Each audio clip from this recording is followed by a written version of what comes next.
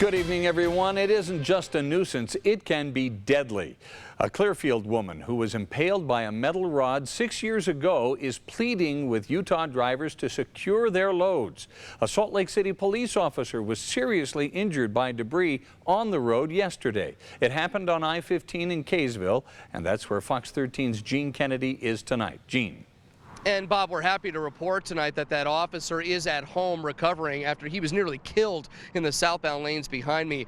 Brenda Shaw, who was impaled by roadside debris 6 years ago, says the cop is lucky and so is she. And she's hoping these stories are going to raise awareness for Utah drivers. I still have issues, but I'm glad I'm here. Brenda Shaw admits she'll never be the same after a car accident in March 2007. I have no feeling on the whole left side of my face. Impaled by an 8-foot metal rod. It happened on the way to work as she was heading southbound on I-15. A driver didn't secure their load, and the car in front of her kicked up a piece of scaffolding after it went through her windshield. The rod came through the front of my face right here. Then exited through her neck. She managed to pull her car to the side of the interstate, and without thinking, she pulled the rod from her face. A witness then came to help her and called 911. He kept me calm, kept talking to me. I can't thank him enough to this day.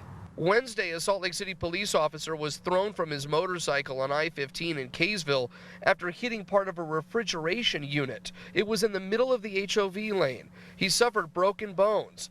Shaw hopes the officer's story and hers will remind drivers to secure their loads and report roadside debris when they see it. Maybe they're not aware that maybe something's come loose, you know? Maybe they did tie it down and it's just come loose. You know, it only takes 2 seconds, and like I said, the police will respond quickly, and that might save a life.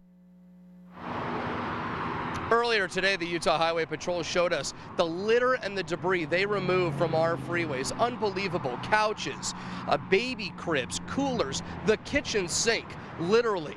And they say that all this debris, it's led to more than 700 crashes in Utah last year. Bob, back to you. Now, Gene, what are the consequences for people who do not secure their loads?